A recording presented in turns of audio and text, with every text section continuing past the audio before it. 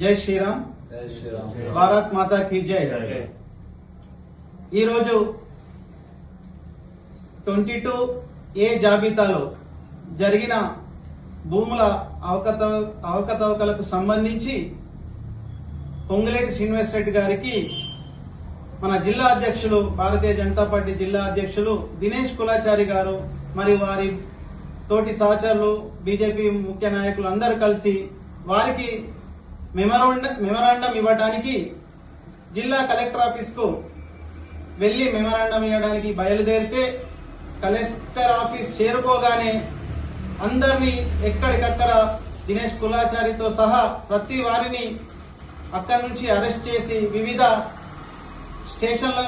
మండల స్టేషన్లోకి తీసుకువెళ్లడం జరిగింది. ఇది చాలా బాధాకరమైన విషయం. ఒక ప్రజలకు మేలు కూర్చే విషయాల కోసం పోరాడుతున్న దినేష్ కులాచారిని గారిని అడ్డుకోవడం ఇది తీవ్రంగా ఖండించవలసిన విషయం. వాస్తవంగా 1908 రిజిస్ట్రేషన్ చట్టం ప్రకారం 22A జాబితాలో ఉన్న భూములు ఏవి కూడా అమ్మకానికి గాని కొనుగోలుకు గాని అవి చెల్లవు.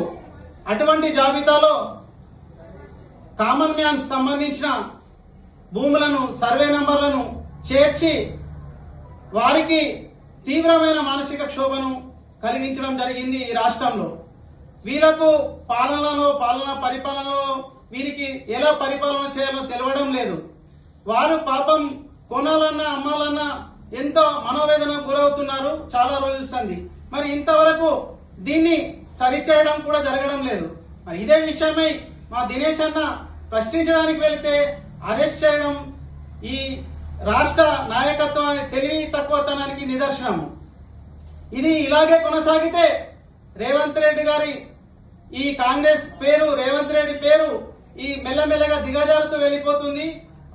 అక్కడ కదా జగన్ కు 11 సీట్లు వచ్చినట్లు మరి తెలంగాణలో కూడా మీ ముఖం చెల్లకుండా మీకు అతి తక్కువ సీట్లలో కూర్చునవలసి వస్తుందని చెప్పేసి తీవ్రంగా హెచ్చరిస్తున్నాము. జై శ్రీరామ్. భారత్ మాతా కీ జై. భారత్ మాతా కీ జై.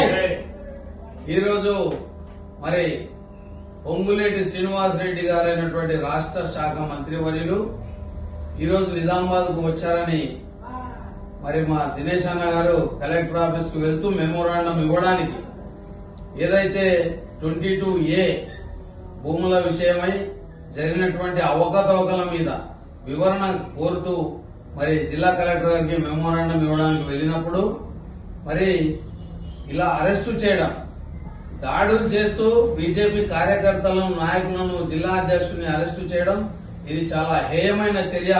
ఈ చేతగాని ప్రభుత్వం ఇచ్చిన హామీలను పక్కదో పట్టించడానికి మరి ఇలాంటి ఈ అరెస్టులు పాల్పడతా ఉంది అక్రమంగా.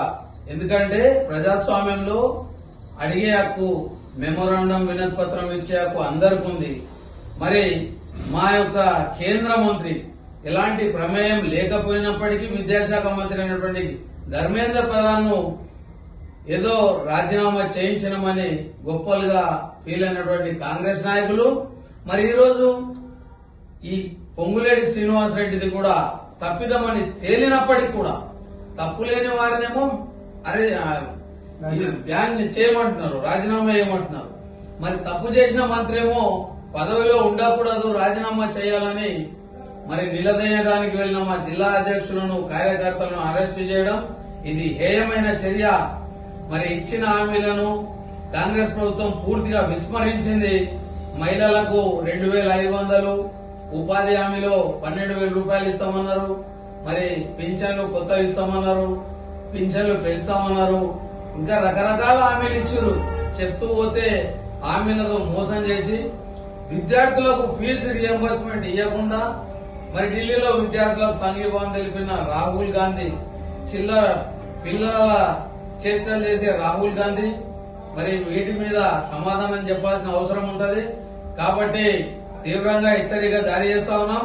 జగరాన్పల్లి మండల భారతీయ జనతా పార్టీ శాఖ తరఫున మేం తీవ్రంగా హెచ్చరిస్తున్నాం. ఎందుకంటే రాబోయే రోజుల్లో మీ యొక్క అవినీతి అక్రమాలను నిట్ట నిలువ ఎక్కడికక్కడ బయట పెడతాం. మరి ప్రజలకు వివరిస్తాం. ప్రతి బీజేపీ కార్యకర్త గ్రామ గ్రామాన మీ యొక్క ఈ అన్యాయాలను, అవినీతి, అక్రమ అరెస్టులను అందరికీ తెలియజెప్తామని తెలియజేస్తూ జై హింద్, జై హింద్. భారత్ మాతా కీ జై.